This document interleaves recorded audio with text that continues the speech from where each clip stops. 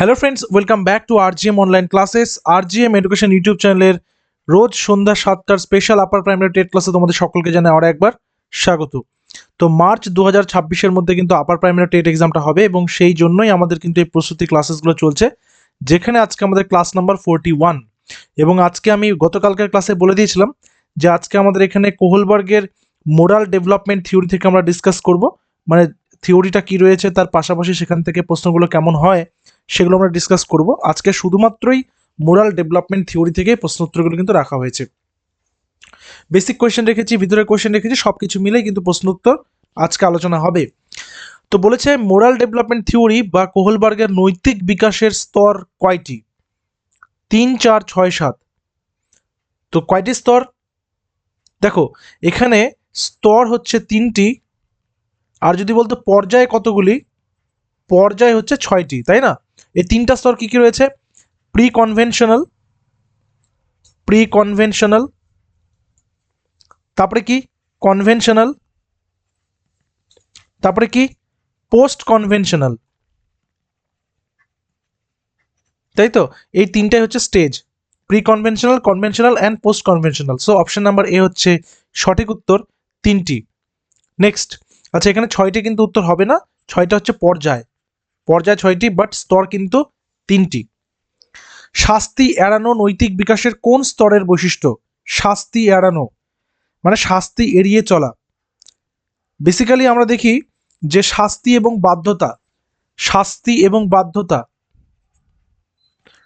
মানে ওবেডিয়েন্স আর পানিশমেন্ট যেটা রয়েছে, সেই শাস্তি এবং বাধ্যতা, এটা হচ্ছে প্রথম পর্যায়, পর্যায় 1, প্রথম স্তর 1, মানে স্তর 1 পর্যায় 1-এর যে পার্টটা রয়েছে সেটা। তো এখানে সঠিক উত্তর কোনটা হবে? এখানে সঠিক উত্তর হবে প্রাক প্রচলিত, অপশন নাম্বার এ, প্রাক প্রচলিত পর্যায়ে, যেটাকে আমরা বলি প্রি কনভেনশনাল, তাই না? নেক্সট, কোহলবার্গ কোন মনোবিজ্ঞানীর কাজের উপর ভিত্তি করে তার তত্ত্ব তৈরি করেন? বা বলা যেতে পারে কোহলবার্গ যে এই যে তার তত্ত্বটা তিনি প্রকাশ করেছেন মোরাল ডেভেলপমেন্ট থিওরি, এটা কার দ্বারা অনুপ্রাণিত হয়ে বা কার দ্বারা মোটিভেটেড হয়ে বা ইনফ্লুয়েন্সড হয়ে তিনি করেছেন? সিগমুন্ড ফ্রয়েড, জাঁ পিয়াজে, বি.এফ. Skinner, William Damon. সঠিক উত্তর অপশন নাম্বার বি, জাঁ পিয়াজে। এবং জাঁ পিয়াজের কোন তত্ত্ব? আমরা এর আগের একটা ক্লাস আলোচনা করেছি, সেটা কি? কগনিটিভ ডেভেলপমেন্ট থিওরি, কগনিটিভ, ঠিক আছে, development theory. Option number B হচ্ছে এখানে আমাদের কারেক্ট অ্যান্সার। এরপর কোহলবার্গের তত্ত্ব অনুসারে ভালো ছেলে ভালো মেয়ে, ভালো ছেলে ভালো মেয়ে মানে যেটাকে তিনি এই গুড বয় আর গুড গার্ল, এই গুড বয় গুড গার্ল বলে তিনি উল্লেখ করেছেন, ভালো ছেলে ভালো মেয়ে, সেটা কোন পর্যায়ে? দেখো এটা হচ্ছে কনভেনশনাল যে রয়েছে, কনভেনশনাল স্তর মানে কি কোন স্তরটা? স্তর দ্বিতীয়, ঠিক আছে। তার কোন পর্যায়ে? পর্যায় নাম্বার 3। ওকে, তাহলে এটা কি হবে? সঠিক উত্তর কি হবে? সঠিক উত্তর হবে কনভেনশনাল বা প্রচলিত, অপশন নাম্বার বি। এভাবে করে কিন্তু বিষয়গুলোকে আলোচনা করছি প্রথমে বেসিকটাকে, এই কারণেই, কারণ যাতে করে তোমাদের এটা বুঝতে সুবিধা হয়, তাই না? নেক্সট, আইন মেনে চলা কোন স্তরের নৈতিক যুক্তির অংশ? আইন মেনে চলা, আইন মেনে চলা কোন স্তরের নৈতিক যুক্তির অংশ? আইন মেনে বলতে আইন ও শৃঙ্খলা, যেটাকে তিনি বলেছেন ল অ্যান্ড অর্ডার, যেটাকে বলেছেন আইন ও শৃঙ্খলা, ঠিক আছে, আইন ও শৃঙ্খলা, এটা কোন স্তরের? এটাও কনভেনশনাল। কনভেনশনালের কি পর্যায় নাম্বার কত? 4, পর্যায় নাম্বার 4। তাহলে এটা সঠিক উত্তর কি হবে? এটাও প্রচলিত, অপশন নাম্বার বি বা খ।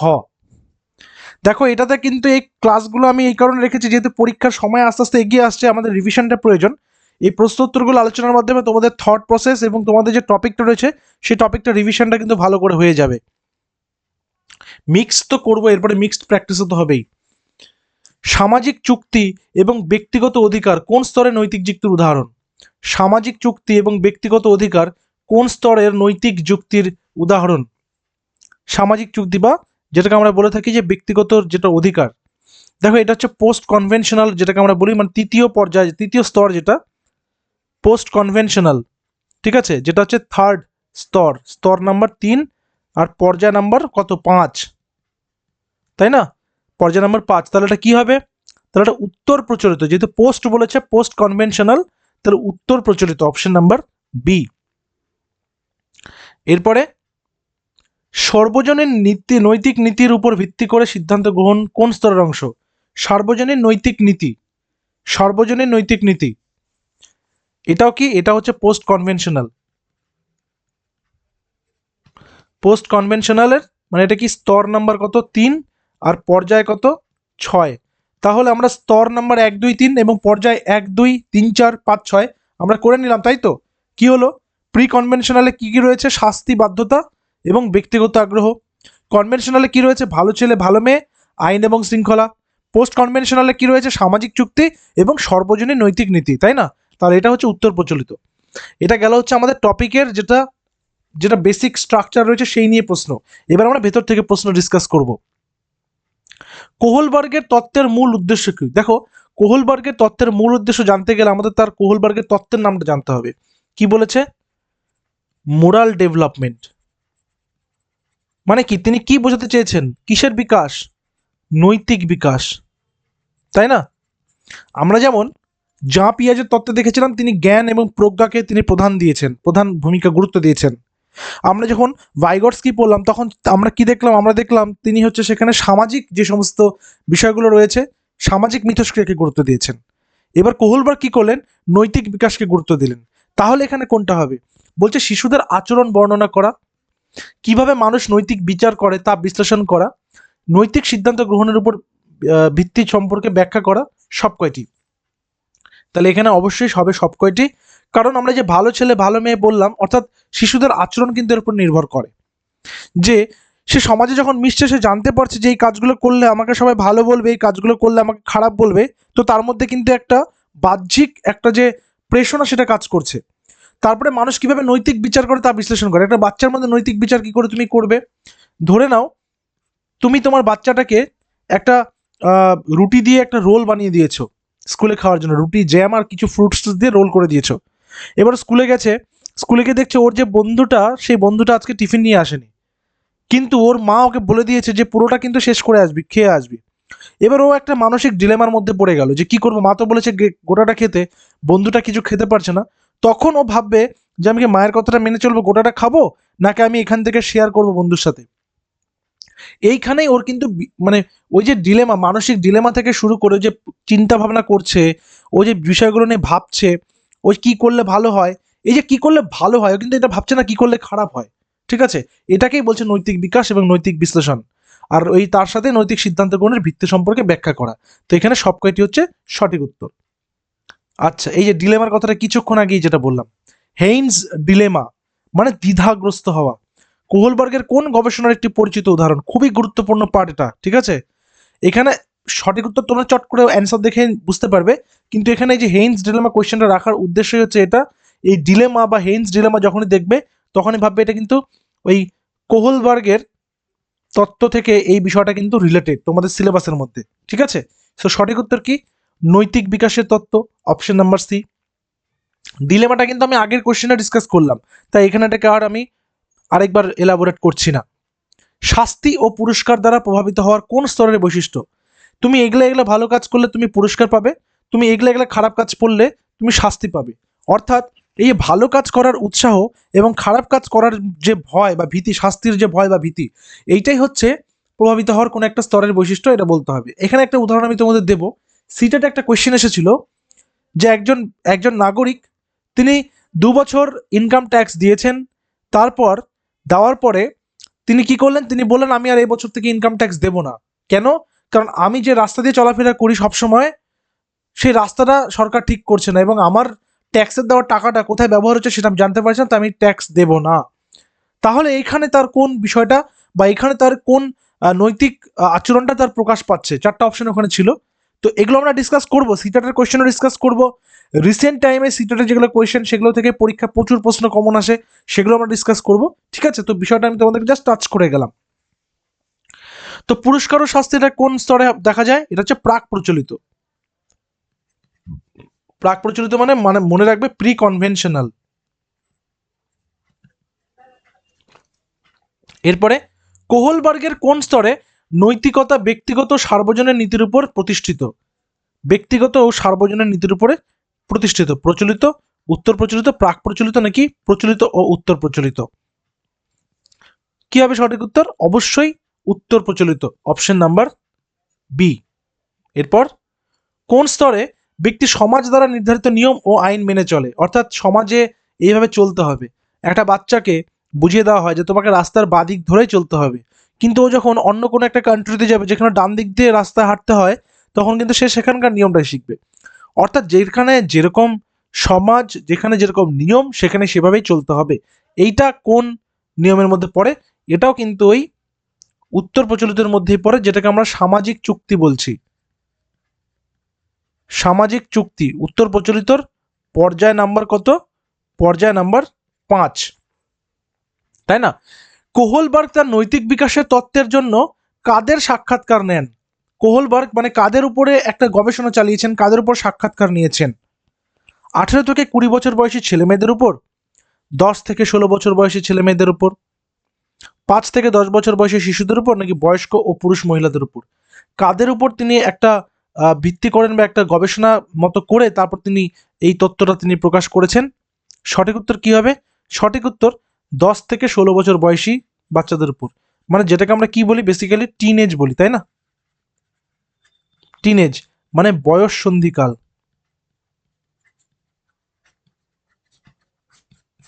টিনেজ বা বয়স সন্ধিকাল, অপশন নাম্বার বি। কোহলবার্গের নৈতিক বিকাশের তত্ত্বের প্রধান স্তরগুলি কি কি? কোহলবার্গের নৈতিক বিকাশের তত্ত্বের প্রধান স্তরগুলি কি কি? প্রাক প্রচলিত, প্রচলিত, উত্তর প্রচলিত, প্রাথমিক, মাধ্যমিক, তৃতীয় পর্যায়, অতীত, বর্তমান, ভবিষ্যৎ, নৈতিক, অনৈতিক আর অনৈতিক। অবশ্যই তাই, প্রাক প্রচলিত, প্রচলিত, উত্তর প্রচলিত। দেখো আমি কোয়েশ্চেনগুলোকে ঘুরিয়ে ঘুরিয়ে করেছি যাতে করে তোমাদের এই ক্লাসটা থেকেই কোহলবার্গের যেটা মোরাল ডেভেলপমেন্ট থিওরি রয়েছে সেটা বুঝতে আর কিছু বাকি না থাকে, ঠিক আছে? সো অপশন নাম্বার এ হচ্ছে এখানে সঠিক উত্তর।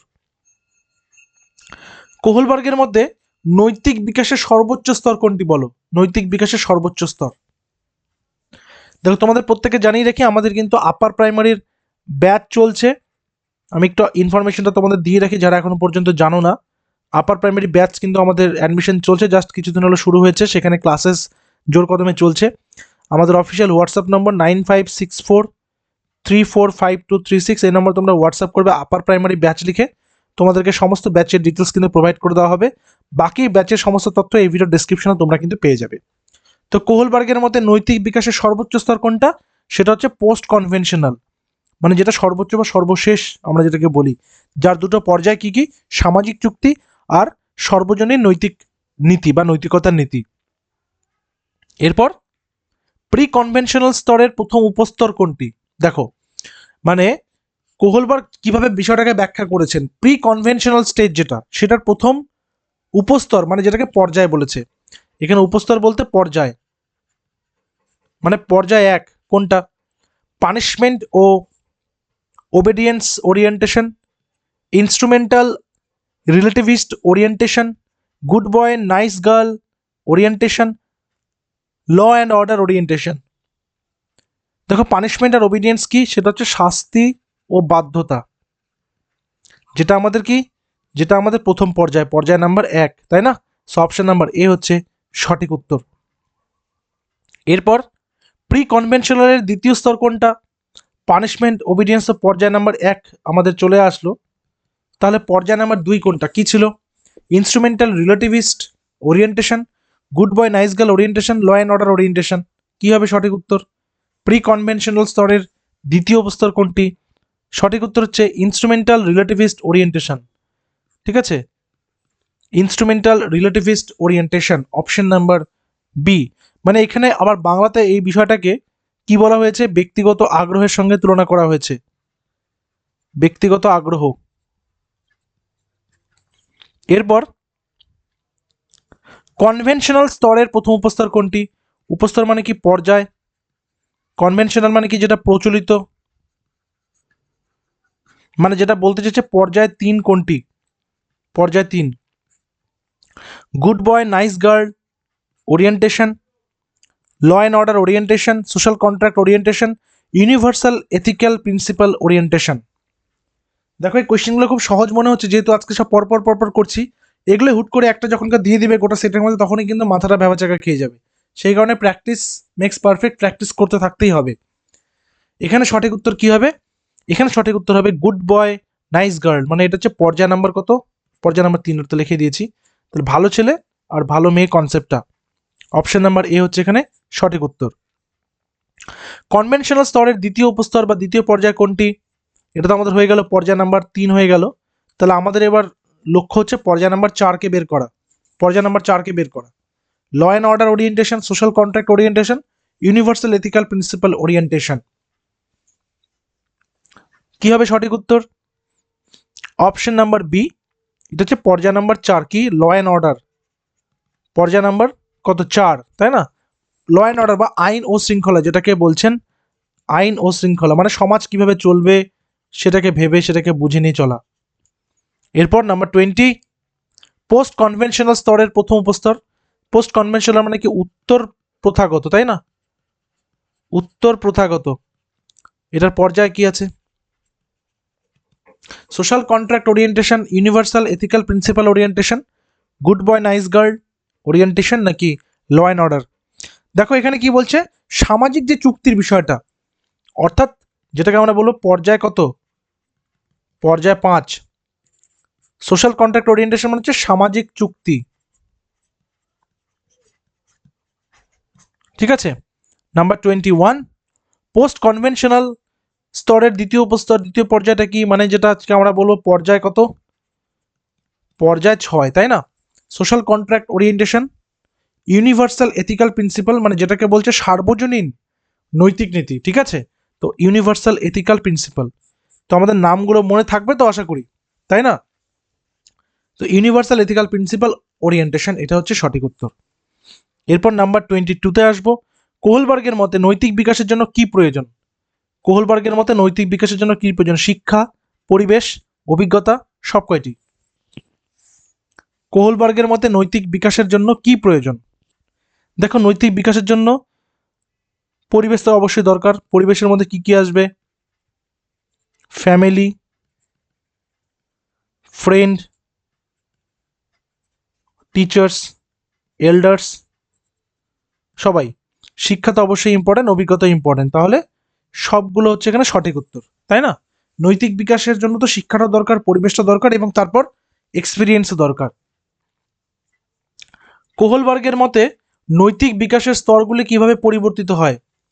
ধীরে ধীরে, দ্রুত, আপেক্ষিকভাবে, সবগুলো। কোহলবার্গের মতে নৈতিক বিকাশের স্তরগুলি কিভাবে পরিবর্তিত হয়? খুব ধীরে ধীরে পরিবর্তিত হয়, খুব দ্রুত পরিবর্তিত হয়, আপেক্ষিকভাবে পরিবর্তিত হয়, নাকি সব কয়টি? সঠিক উত্তর কি হবে বলো? সঠিক উত্তর হচ্ছে এটা ধীরে ধীরে হবে। কারণ হচ্ছে যেহেতু বলেছে নৈতিক বিকাশ, এটা একদিনে হবে না, এটা ধীরে ধীরে হবে এবং পর্যায়ক্রমিকভাবে হবে। সেই কারণে তো তিনি এতগুলো পর্যায়ের কথা বলেছেন, এবং এজ ডিফারেন্সের সাথে সাথে এই পর্যায়টা কিন্তু পরিবর্তন হতে থাকবে। নেক্সট কোয়েশ্চেন, কোহলবার্গের মতে নৈতিক বিকাশের স্তরগুলি কিভাবে সম্পর্কিত? পরস্পর সম্পর্কিত, পরস্পর বিচ্ছিন্ন, পরস্পর বিপরীত, সব কয়টি? কোহলবার্গের মতে নৈতিক বিকাশের স্তরগুলি কিভাবে সম্পর্কিত? অবশ্যই এটা কিন্তু পরস্পর সম্পর্কিত হবে, কারণ যখনই একটা বয়স থেকে আরেকটা বয়সে যাচ্ছে এবং পর্যায়গুলো চেঞ্জ হচ্ছে, তখন কিন্তু সেখানে অবশ্যই সেখানে সম্পর্কটা থাকবে, ইন্টার রিলেশন অবশ্যই থাকতে হবে। কোহলবার্গের মধ্যে নৈতিক বিকাশের স্তরগুলি কিভাবে মূল্যায়ন করা যায়? ইভ্যালুয়েশন কিভাবে করা যাবে? পরীক্ষার দ্বারা, পর্যবেক্ষণের দ্বারা, সাক্ষাৎকারের দ্বারা, সব কয়টি? পরীক্ষা মানে যে কোনো রকমের ইভ্যালুয়েশন হবে, পর্যবেক্ষণ মানে অবজারভেশন, আর সাক্ষাৎকার মানে তো আমরা জানি যেটা ইন্টারভিউজ কথাগুলো বলি। তো এখানে সব কয়টা হচ্ছে সঠিক উত্তর। তো 25টা আমি একদম বেসিক কোয়েশ্চেন রেখেছিলাম আজকে তোমাদের জন্য, 25 কোয়েশ্চেন্স। 26 নাম্বার কোয়েশ্চেনটা তোমাদের জন্য হোম টাস্ক রেখেছি, এটা তোমরা উত্তর করবে, ঠিক আছে? এটা তোমাদের জন্য রেখেছি, এবং যারা যারা ভাবছো আপার প্রাইমারি ব্যাচটা নেবে তারা অবশ্যই আমাদের অফিসিয়াল হোয়াটসঅ্যাপ নাম্বারে যোগাযোগ করবে, এই ভিডিওর ডেসক্রিপশনে সব কিছু দেওয়া রয়েছে। কোহলবার্গের মতে নৈতিক বিকাশের স্তরগুলি কিভাবে প্রভাবিত করা যায়? শিক্ষার মাধ্যমে, পরিবেশের মাধ্যমে, অভিজ্ঞতার মাধ্যমে, সব কয়টি? এটা হচ্ছে তোমাদের আজকের হোমওয়ার্ক, ঠিক আছে? তো দেখা হচ্ছে আবার পরবর্তী ক্লাসে। Till then stay connected with RGM education YouTube channel. Thank you very much.